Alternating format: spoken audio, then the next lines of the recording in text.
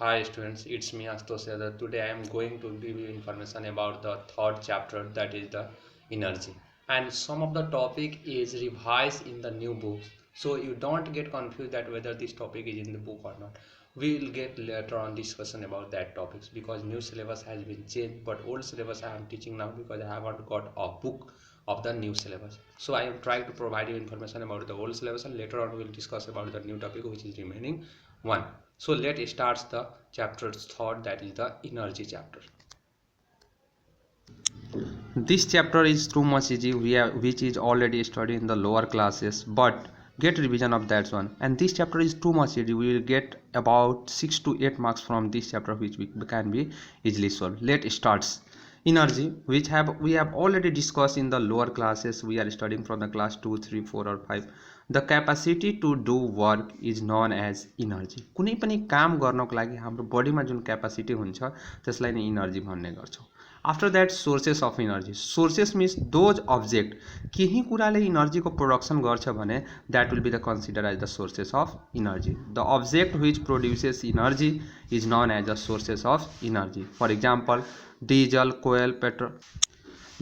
coal, biomass, petrol, that all are considered as the sources of energy. There will be also the sun, that will be also the sources of energy.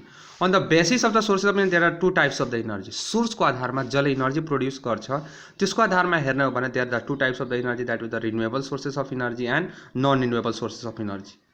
Renewable sources of energy, non renewable sources of energy. कतै कतै के हुन्छ भने perpetual source of energy पनि पाउने गर्छ. यो पनि सुनिहाल्नुस्, perpetual sources of energy. Perpetual sources भन्नुको अर्थ के हो भने the sources of energy. Perpetual sources of energy भन्दाखेरि the sources of energy which never get ended, कहिले पनि समाप्त हुँदैन. For example, hydroelectricity and after that hydroelectricity and solar energy. That two energy is considered as the perpetual sources of energy. Perpetual means which never get ended, and perpetual sources of energy is also considered as the renewable sources of energy. Renewable sources of energy means those energy which can be used again and again. The energy which can be used again and again or do not get exhausted is known as renewable sources of energy. Example, hydroelectricity, solar energy, biomass, that will be considered as the renewable sources of energy. Non-renewable source of energy, those in the energy which can't be used again and again or get exhausted. Exhausted भन्नुको अर्थ यसको meaning समाप्त भइहाल्छ, एकचोटी use गरिसकेपछि सकिहाल्छ भने that will be considered as the non-renewable sources of energy. Example, diesel, coal, petrol, etc. Fossil, the remnant of dead bodies of plants and animals which are buried inside the earth crust millions of years ago is known as fossil. Fossil भन्नुको अर्थ जुन पनि animals या plants body अर्थ भित्र ठिचिहाल्यो, जुन के हुन्छ आजदेखि करोडौं लाखौं वर्ष पहिला, र त्यो के भयो भने due to high temperature and pressure उसको मात्र के हुन्छ भने केही अवशेषहरू बाँकी रह्यो भने that will be considered as the fossil. After that fossil fuel, the fuel obtained from the fossil is known as fossil fuel. Diesel, coal, पेट्रोललाई फोसिल फ्यूल मानिने गरिन्छ किनभने यिनीहरूको काम के हो भने यो जहिले पनि dead body of plants and एनिमल्सबाट निस्किने गर्छ जुन आजदेखि लाखौं करोडौं वर्ष अगाडि के हुन्छ भने यो अर्थको भित्र दबिसकेको थियो. Advantage of fossil fuel, it is cheaper and easy available. भन्नुको अर्थ यो आसान तरिकाले र पुरानै जमानादेखि चलिरहेको हुनाले के भन्छ भने यो सस्तो पनि हो र धेरै क्वान्टिटी आसान तरिकाले पाउन पनि सक्छौं. It is easy to carry from one place to another. एकचोटी के हुन्छ भने डिजल, कोयल, पेट्रोललाई एक देशदेखि अर्को देशसम्म पनि ट्रान्सपोर्ट गर्न सक्छौं.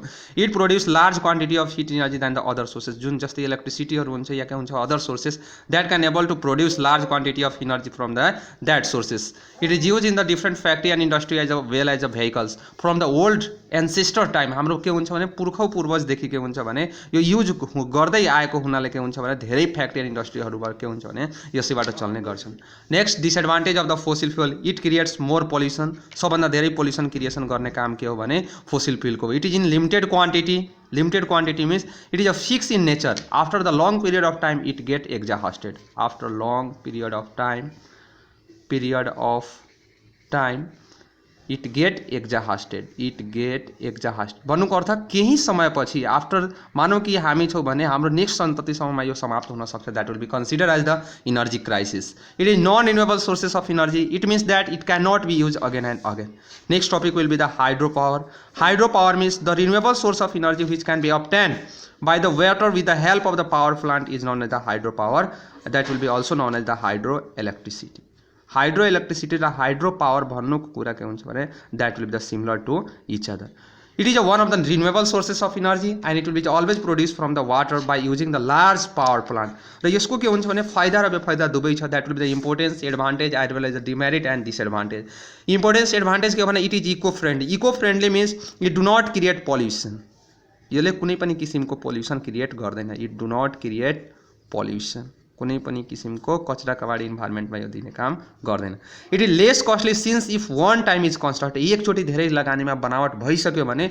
यो एकदम सस्तो दरमा हामी पाउन सक्छौँ it helps to form different form of energy एउटादेखि के हुन्छ भने एउटा हाइड्रो इलेक्ट्रिसिटी इलेक्ट्रिकल इनर्जीदेखि लाइट इनर्जी हिट इनर्जी सम्पूर्ण किसिमको इनर्जीहरू हामी के हुन्छ भने बनाउन सक्छौँ it is renewable sources of energy renewable means it can be use again and again जहिलेदेखि अर्थ चलिआइराखेको छ तबदेखि वाटर छ र जहिलेसम्म अर्थको प्रेजेन्टेसन रहन्छ तबसम्म वाटर रहन्छ it means that it never get ended यो कुनै पनि हालतमा समाप्त हुनेवाला छैन नेक्स्ट डिसएडभान्टेज मिट it is difficulty to carry from one place to another यसमा एउटा डिफिकल्टी के हुन्छ भने एक ठाउँदेखि अर्को ठाउँमा यसलाई लग्न सकिँदैन जस्तै power plant can not be transfer from one place to another it is not easily available in each and every place सम्पूर्ण ठाउँ र सम्पूर्ण देशहरूमा यो एभाइलेबिलिटी हुँदैन जहाँ वाटरको एभाइलेबल हुन्छ त्यही मात्रै it can not produce large quantity of heat अरूको कम्पेरिजनमा जस्तै नन रिन्युएबल सोर्स अफ इनर्जीको कम्पेरिजनमा यसले धेरैभन्दा धेरै हिट इनर्जीहरूको प्रोडक्सन गर्न सक्दैन after that alternative source of energy alternative हामीहरू नाम सुनेका छौँ अल्टरनेट मिन्स एकलाई छोडेर अर्को the sources of energy which can be use in the place of the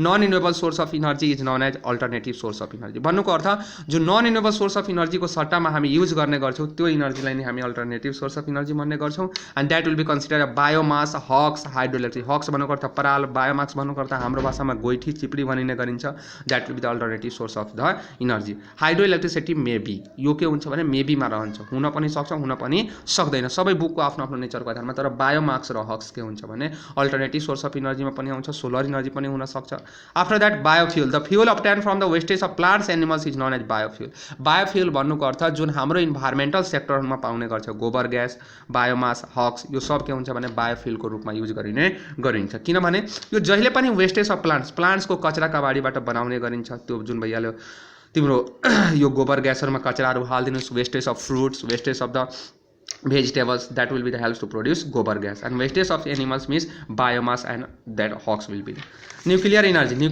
means the energy which is formed by the nuclear fusion and nuclear fission reaction is known as nuclear energy भन्नुको अर्थ nuclear fusion र fission reaction बाट जुन energy को production हुन्छ that will be the nuclear energy there are two types of the nuclear energy that will be the nuclear fusion and nuclear fission reaction nuclear fusion means breakdown it remain fusion means combination the energy which is formed during the combination of two lighter nuclei to form heavy nucleus is known as nuclear fusion reaction मा के हुन्छ भने यो प्राय गरेर जब दुईटा कुरा combine हुन्छ जस्तै for example A plus B combine to form AB it means that they two are lighter nuclei हल्का छ र यसले के हुन्छ भने heavy nuclei बनायो that will be considered as the nuclear fusion reaction after that nuclear fission the energy which is formed during the breakdown of one heavy nucleus to form different lighter nuclei is known as nuclear fission means breakdown यो fission को नाम नहीं हो breakdown जस्तै for example see here AB is breakdown into A plus B that will be the two lighter nuclei and it is the one of the heavy nucleus यो heavy nucleus हो र यो दुईटाले के हुन्छ भने lighter nuclei बन्यो lighter न्युक्लियरको production भयो त न्युक्लियर फ्युजन र न्युक्लियर फिजन रिएक्सनलाई हामी यसरी आधारमा बुझ्न सक्छौँ यो न्युक्लियर फ्युजन र फ्युजन रिएक्सन बुझ्ने हो भने यसको काम हामी अगाडि पनि हेर्न सक्छौँ after that there are different form of energy धेरै किसिमका इनर्जीहरू हुन्छ टाइडल इनर्जी विन्ड इनर्जी जुन एक मार्को question the energy which is produces from the tide sea ocean साइडमा यी generally takes place in the sea or the ocean side sea और ocean साइडमा प्राय गरेर यो किनभने समुद्री छालहरू आउँछ त्यसबाट इनर्जीहरूको प्रोडक्सन हुन सक्छ after that wind energy the energy which is produce from the wind is known as wind energy this form of energy generally found in mountainous यो के हुन्छ भने माउन्टेनियस रिजनमा प्राय गरेर यस्तो किसिमको विन्ड इनर्जीहरू हुने गर्छ geothermal energy the energy which is produce from the internal heat of the earth is known as a geothermal energy. Geothermal इनर्जीको आधारमा हामी के हुन्छ भने यसको प्रोडक्सन गर्न सक्छौँ। जियोथर्मल इनर्जी भन्नुको अर्थ अर्थ सर्फेसभित्र के हुन्छ भने there is a huge temperature and that huge temperature gets burst from the one side. अर्थको भित्र चारैतिर हाई टेम्परेचर र प्रेसर छ, त्यो कुनै एक ठाउँबाट के हुन्छ भने ब्रस्ट हुन्छ र त्यहाँ रिलिज हुन्छ, that will be the geothermal energy. Solar energy means the energy which is produced from the solar radiation is known as the solar energy. It is a renewable source of energy, या यसलाई perpetual source of energy पनि भनिने गरिन्छ, किनभने यो perpetual source of इनर्जीको आधारमा पनि, किनभने यो कहिले पनि अन्त हुनेवाला छैन, पर्पेचुअल सोर्स अफ इनर्जी। अर्को कुरा हेर्छौँ भने इनर्जी क्राइसिस। इनर्जी क्राइसिस भन्नको अर्थ के हो भने the condition at which actual scarcity of energy takes place is known energy crisis. Energy crisis भन्नुको अर्थ यस्तो समय आउँछ, यस्तो कन्डिसन आउँछ जहाँ के हुन्छ भने इनर्जीहरूको खत्म सकिहाल्छ, इनर्जीको क्वान्टिटी जुन थियो त्यो कम भइहाल्छ भने that is a consider as energy crisis. र यो के हुन्छ भने large quantity of use of non renewable source of इनर्जीको कारण हुने गरिन्छ। Causes of energy crisis, over use of non renewable source of energy. Non renewable source of इनर्जीलाई धेरैभन्दा धेरै युज गर्छौँ भने त्यो इनर्जी क्राइसिसको मेन कारण हो। Least use of alternative source of alternative source of इनर्जीको नयुज गर्नुको कारण, ल्याक अफ पब्लिक अवेरनेस, जनतामा जनचेतना भएको कारण कि यसले के हुन्छ पोल्युसन क्रिएसन गर्छ, यसको कारण एक दिन समाप्त भएर जान्छ, त्यस्तो नभएको कारण।